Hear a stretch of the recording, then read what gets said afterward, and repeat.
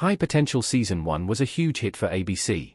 Adapted from a French crime series, the US version stars Kaitlin Olson as Morgan Guillory, a single mother with a genius-level IQ who solves cases in High Potential Season 1 for LAPD's Major Crimes Unit as a consultant. Season 1 had several overarching dramatic threads, including Morgan's chemistry with her partner, Detective Adam Karadec, Daniel Sunjata, and Morgan's quest to solve the disappearance of her first husband years ago. High Potential Season 1 finale upped the stakes by introducing the most chilling adversary for Morgan yet with the game maker twist. However, showrunner Todd Harthan alludes to a concerning trend for High Potential Season 2 that does not bode well for the future of the series, per TVinsider.com. If the show strays too far from the DNA of Season 1, it risks losing the fans who love High Potential for being a procedural, not a soap opera. High Potential Season 2 story tease is concerning for the long-term future of Kaitlin Olson's ABC hit.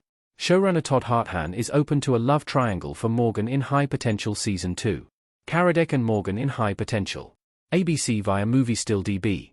Morgan and Karadec's will they want they tension was a hallmark of High Potential Season 1, but the introduction of their new captain, Nick Wagner, Steve Howie, might create a new romantic interest for Morgan.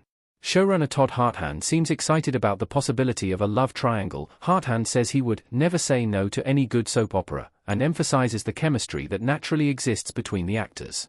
While the best writing certainly takes into account the interplay that organically happens on set, taking cues from soap opera storytelling seems unnecessary in what is already a fairly convoluted plot. The danger in pushing a love triangle is that High Potential could lose sight of what made its first season resonate with audiences. Fans tuned in for a clever procedural anchored by Kaitlin Olson's charisma, not for melodrama. If Season 2 borrows too heavily from soap tropes, it risks diluting the show's unique identity. Why High Potential doesn't need to be like a soap opera. High Potential is already juggling too many plotlines in too few episodes for an investigative procedural. Morgan and Karadec at a formal event in High Potential Season 1. Image via ABC. High Potential is a dramatic investigative procedural with incredible moments of comedic relief, but it's balancing a lot as is without adding a love triangle on top of Morgan's messy personal life.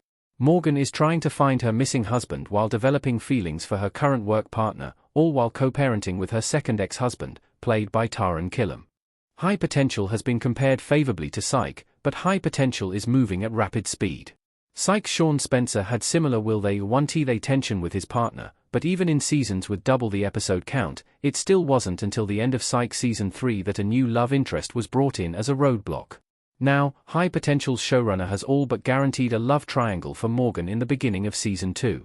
Psych also waited 3 seasons to introduce a villain who targeted Sean because of a delusion of being intellectual equals, but again Morgan has a faster timeline, introducing the game maker in High Potential Season 1 finale.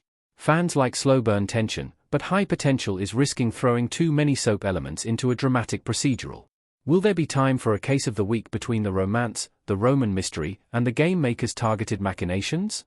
High Potential Season 2 premieres Tuesday, September 16th, and hopefully, it will remain the show fans have come to love.